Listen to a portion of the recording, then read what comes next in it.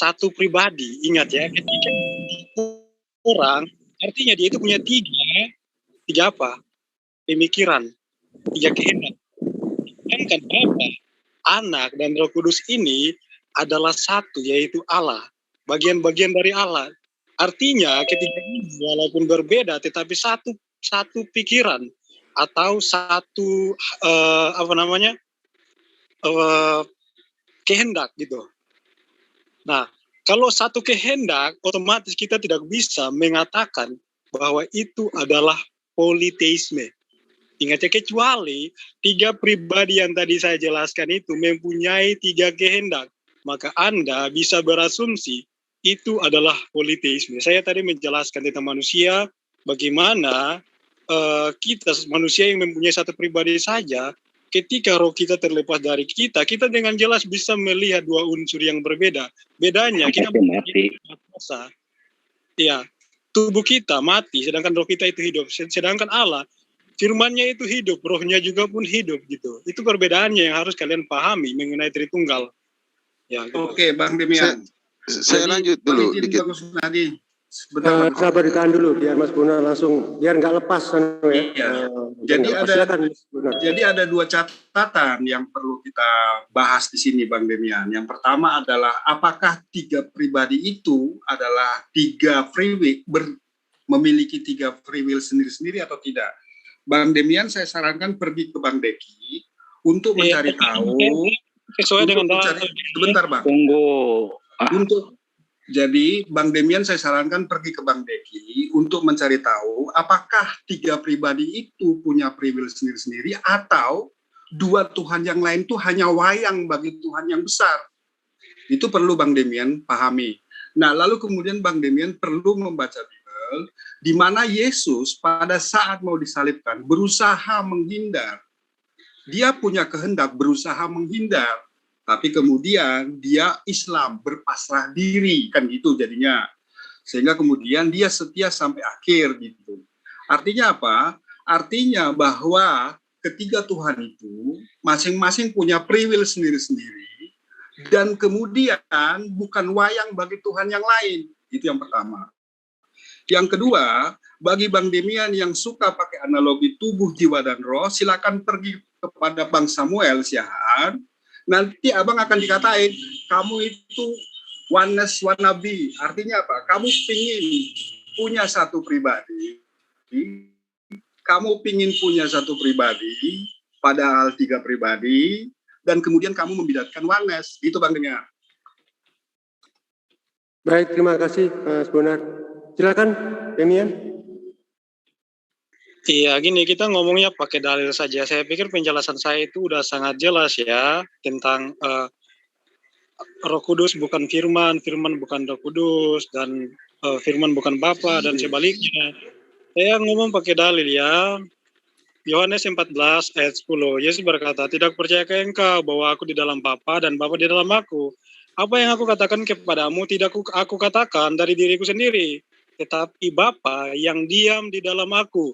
Dialah yang melakukan, ingat ya, dialah yang melakukan pekerjaannya. Ingat baik-baik itu. Jadi satu kehendak ya, ini sesuai dalil. Jadi itu bukan asumsi saya, atau saya pikir Tritunggal itu, yang saya jelaskan itu sudah sangat jelas ya, seperti apa yang dijelaskan oleh ya, itu. Oke, Bang Demian. Kalau disebut bahwa ketiga Tuhan itu punya satu tujuan, oke, boleh, punya satu tujuan. Itulah yang disebut seperti pada Yohanes yang mengatakan aku dan Bapa adalah satu. Bukan satu pribadi mereka. Bukan, tapi satu tujuan. Kan gitu. Nah, lalu kemudian kalau mereka satu tujuan, apakah Yesus itu hanya wayang bagi Bapa? Apakah Roh Kudus itu hanya wayang bagi Bapa?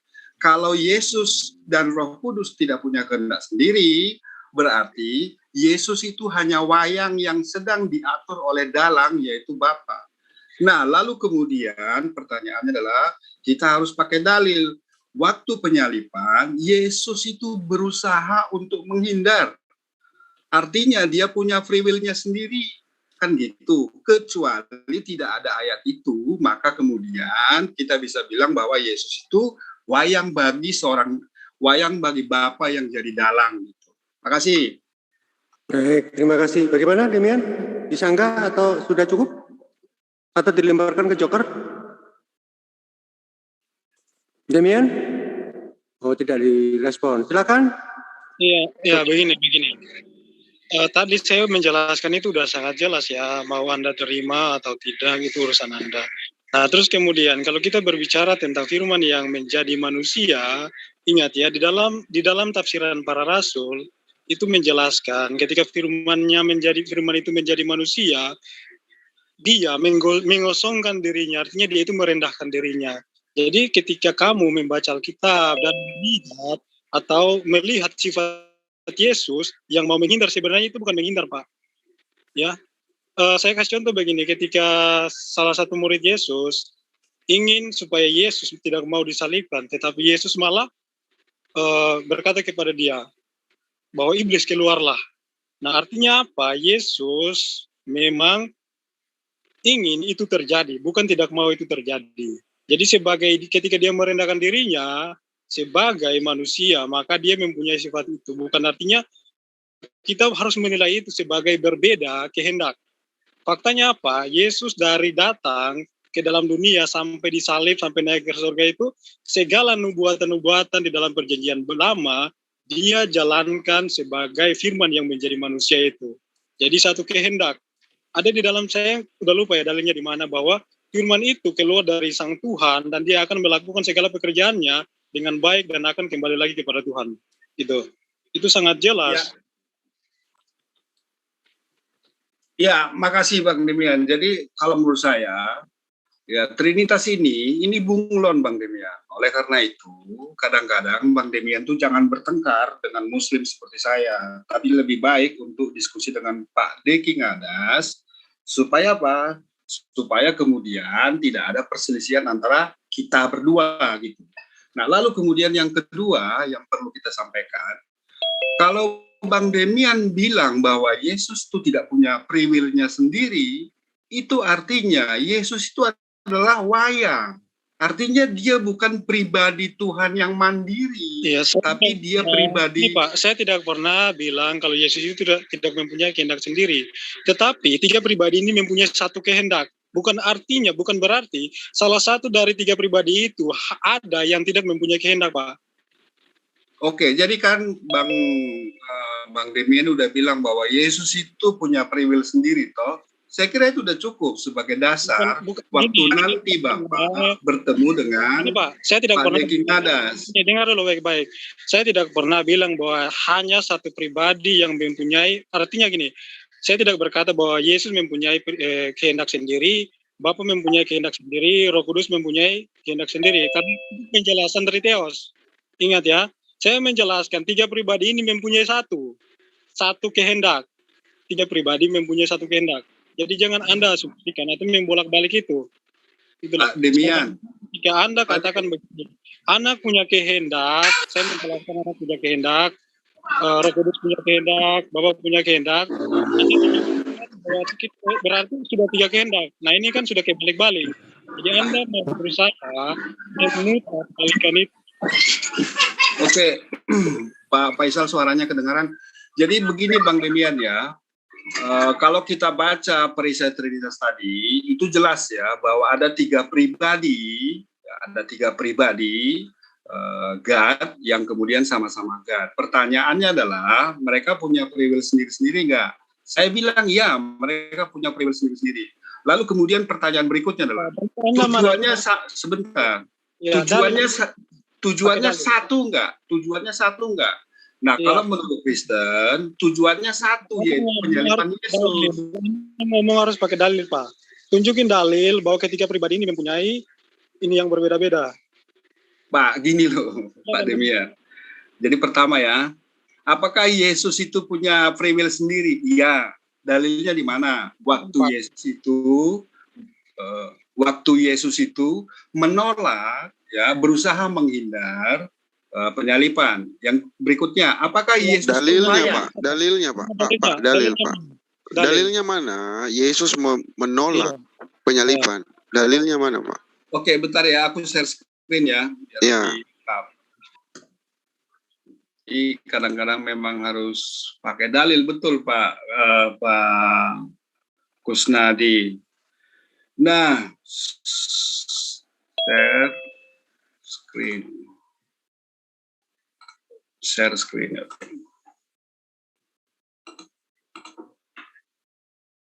Nah, ini dalilnya ya. Jadi dalil ini bukan dari Muslim, dalil ini justru dari teman-teman Kristen yang kemudian meluncurkan ide tentang Trinitas ya. Nah, yang kita perlu lihat adalah yang nomor 5 nih. Kehendak God Bapa itu beda dengan kehendak God Anak. Paling tidak di Matius 26 ayat 39. Itu yang pertama. Lalu kemudian ya waktu penyaliban itu Yesus itu menjadi Tuhan yang mati di 1 Korintus 11:26, dia terkutuk di Galatia 3:13 yang dibangkitkan oleh Bapa di Roma 10:9, di Kisah 13:30.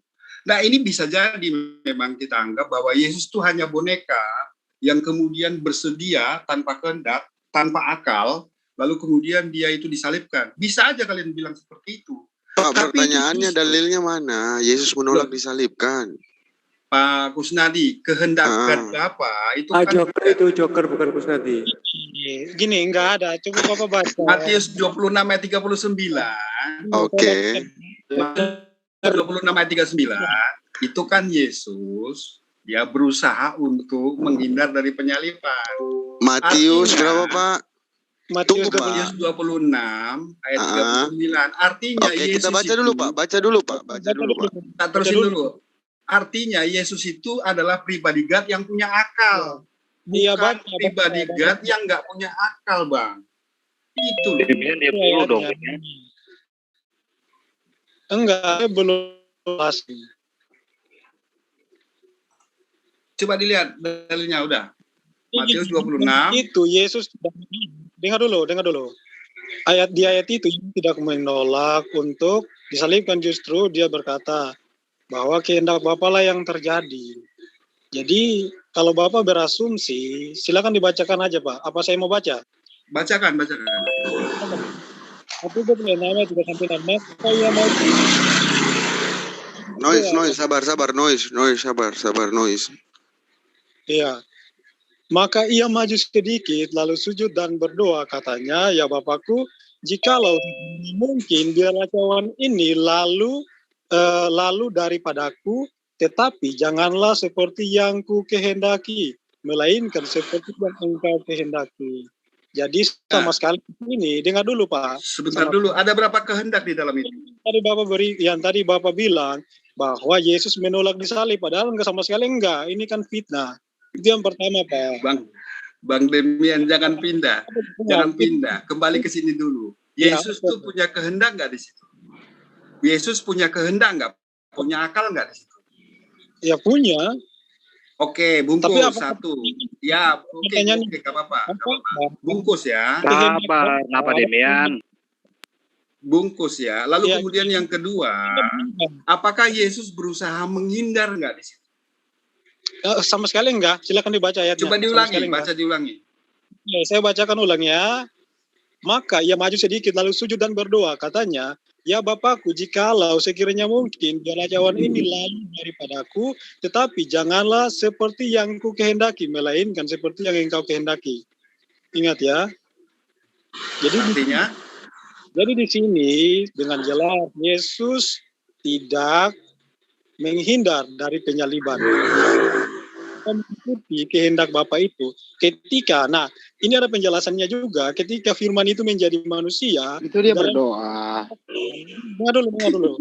Di dalam Filipi menjelaskan, firman itu ketika menjadi manusia, dia merendahkan dirinya.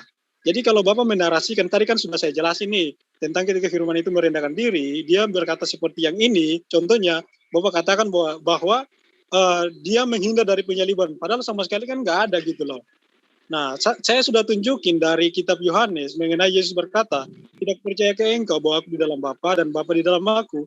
Apa yang aku katakan kepadamu bukan dari diriku sendiri, tetapi juga Bapa yang diam di dalam aku. Dialah yang melakukan pekerjaannya. Jadi apa yang anak lakukan, Bapa pun lakukan. Apa yang anak kerjakan, Bapa pun kerjakan. Itu adalah bukti. Astaga. Jadi Bukti. kalau, waduh. Tunggu Andi. Ya, Biar ini kan. apa? Bang Joker. Jadi itu bukti bahwa memang satu kehendak. Ingat ya, Bukan satu kehendak. Jadi kehendak itu, ya kamu gini, kita samakan dulu anunya, frekuensinya. Aku bilang bahwa Yesus itu berakal, berfree, punya otak gitu ya. Bahwa dia adalah Tuhan yang mandiri. Oke, kita samakan dulu. Nah, berfree will itu artinya dia punya otak, dia bisa memilih. Oke. Nah, lalu kemudian di Matius tadi, pertanyaannya adalah apakah dia berusaha menghindar? Ya, jawabannya adalah ya, tapi kemudian dia berpasrah diri, kan gitu.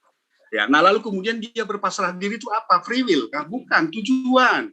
Oke, artinya apa? Dia mengikuti rencana dari Tuhan, dia bukan tidak punya free will, tapi dia mengikuti rencana Tuhan. Nah, kalau dilanjut di Ibrani 5:7 itu betul bahwa doa itu dikabulkan. Gitu. Iya, oke, gini Pak, saya tunjukin ya. Tadi saya nggak baca Filipi 2 ayat 6-7. Yang walaupun dalam rupa Allah. Bang Demian, hati-hati. Kesetaraan. Bang Demian, jadi jangan sampai abang bilang Yesus itu ada Tuhan yang nggak punya akal. Waktu dia ke taman jasmani itu pergi camping atau bersembunyi ya. Ini yang jadi pertanyaannya, apakah kehendak Yesus itu berbeda dengan kehendak Bapa atau tidak gitu. Kalau mempunyai satu kehendak, ya free will. Ini penjelasan tentang Tritunggal, 3 pribadi, 1 hakikat. Ini loh. Melebar ke topik. Yang kedua, ayat 6-7, yang walaupun dalam rupa Allah tidak menganggap kesetaraan dengan Allah itu sebagai milik yang harus dipertahankan, melainkan telah mengosongkan dirinya sendiri dan mengambil rupa seorang hamba dan menjadi sama dengan manusia. Itu ayatnya sangat jelas, Pak. Oke. Firman itu, ya dengar baik-baik dulu Pak. Dia segala pekerjaannya di dunia dia kembali lagi dan setara seperti awal mulanya gitu loh. Itu sudah jelas. Kita nggak usah berputar-putar dan mengikuti kemauan kalian. Mau kalian terima atau tidak, yaitu kami loh. Oke, nggak apa-apa. Intinya Tuhan kami itu bukan triteisme yang kalian asumsikan. Kalau 3 pribadi, 3 kehendak itu namanya triteisme. Kalau ada salah satu aliran Kristen kan triteisme itu. Jadi maksudmu Yesus itu tidak punya akal kah Bang? Bagaimana Bang? Pertanyaannya apakah akal Yesus itu tidak sejalan dengan akal Bapa? Enggak, gini dulu. Di tubuhnya Yesus itu ada otaknya enggak? Iya. Sekarang saya tanya, apakah akal Yesus itu berbeda dengan akal Bapa? Itu masalah tujuan, Mbak. Pertanyaannya adalah di Trinitas itu 3 pribadi itu berbeda, tidak bercampur. Iya, berbeda apanya? Sekarang saya tanya, berbeda apanya? Ya berbeda, Bapak bukan anak berbeda kehendak, kan berbeda. Misalkan saya kasih contoh gini, bagian-bagian dari manusia. Kita melakukan segala sesuatu menggunakan otak kita. Di dalam tubuh kita mempunyai bagian-bagian yang berbeda. Misalkan kaki Anda, tangan Anda mempunyai fungsinya masing-masing. Tetapi itu bagian dari Anda, Pak. Sama seperti Allah yang tadi saya jelaskan. Nah, itu berarti Bang Demian bukan Trinitas. Gini. Enggak, saya memberikan contoh buat Anda. Bukan berarti saya katakan bahwa Allah Tritunggal itu seperti saya yang tadi saya narasikan sebagai manusia. Bukan. Saya berikan contoh saya buat Anda bahwa manusia walaupun satu pribadi, tetapi dia mempunyai bagian-bagian yang berbeda dan fungsi yang berbeda. Kaki dan tangan mempunyai fungsi yang berbeda. Kaki untuk jalan, tangan untuk bekerja, itu berbeda loh. Sama seperti firman dan roh Allah dan Bapa itu mempunyai bagian-bagian yang berbeda dan fungsinya pun berbeda-berbeda. Kalau kita baca tentang penciptaan, Allah menciptakan melalui firman-Nya. Jadi ketiga itu adalah saling bekerja sama, mempunyai satu pikiran atau satu kehendak gitu. Jadi kita nggak usah muter loh, pembahasan ini nggak usah muter, itu sudah jelas. Dari tadi itu Anda cuma muter. Nggak gitu. Bang Demian, makanya dari awal aku berkata, wahai Bang Demian, Trinitas itu bukan satu pribadi yang dimutilasi menjadi 3 unsur. Betul. Trinitas itu adalah 3 pribadi yang berbeda, tapi mereka satu hakikatnya. Kalau Bang Demian menggunakan analogi tubuh, jiwa, dan roh, itu Bapak lapor ke Samuel Siahaan yang sekarang ini, dengerin dulu. Iya, dengerin dulu tuh Demian lu mah. Yang sekarang ini sedang marah-marah ke Pak Mangapul Sagala. Nah, supaya kita damai, Bang Demian, saya berharap Bang Demian itu upgrade diri dulu ke Pak Deki dan kemudian kepada Pak Samuel Siahaan supaya nanti jelas posisinya. Ketimbang kita bertengkar. Itu udah sangat jelas loh Pak. Saya bilang bahwa manusia itu hanya mempunyai satu pribadi saja Pak. Beda dengan Tuhan saya. Tadi saya menjelaskan tentang kehendak. Ingat baik-baik Pak. Aku tanya gini, Bang Demian. Bang Demian. Trinitas itu satu pribadi atau bukan? Dengar dulu. Sedangkan tentang perbedaan Bapa, Firman, dan Roh Kudus, karena itu bagian-bagian dari Allah, saya mengumpamakan contoh sebagai manusia. Tangan dan kaki ini bagian dari manusia. Tetapi itu juga mempunyai yang berbeda-beda, fungsi yang berbeda-beda gitu. Jadi itu udah sangat jelas Pak penjelasan saya. Nggak usah diputar-putar. Seakan-akan saya katakan, berarti saya ini sudah wanes karena saya mengumpamakan Tritunggal dengan manusia satu pribadi. Itu sudah saya jelas. Saya katakan bahwa manusia itu mempunyai satu pribadi saja, Pak. Oke, jangan ya. Sebelum ke Bang Penginjil Jalanan, saya closing statement ya. Saya tidak menghina ya. Bang Demian dan Bang Joker Swasta, bahwa Trinitas itu adalah 3 pribadi yang satu hakikatnya, dan bukan satu pribadi 3 unsur, bukan. Itu yang pertama. Yang kedua, tiap pribadi itu berbeda dengan pribadi yang lain, dan kemudian mereka itu punya free will sendiri, karena Yesus bukan boneka, bukan wayang bagi Tuhan yang lain. Saya kira demikian dulu closing statement dari saya. Silakan dilanjut Bang Andi. Terima kasih.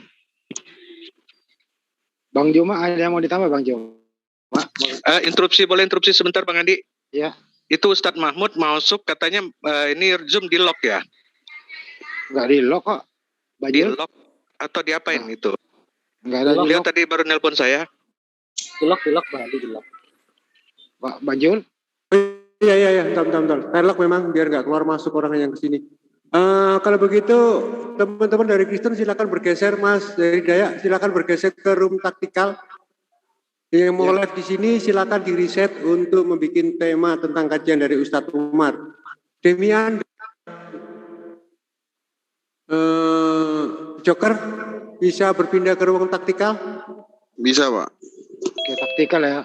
Ruang taktikal, silakan teman-teman yang mau terus melanjutkan diskusi ini, silakan ke room taktikal yang di sini akan dibuat ruang kajian tentang dari Ustadz Umar. Bang Juma pindah ya, taktikal Bang Juma. Oke, lanjut. Oke, teman-teman yang di live comment YouTube, Julfikar Official tetap mengikuti tema yang tadi yang sudah terbentuk tentang misteri dari Tritunggal, yang mana telah dijelaskan oleh teman-teman Kristen dan juga telah dibantah oleh teman-teman yang Muslim.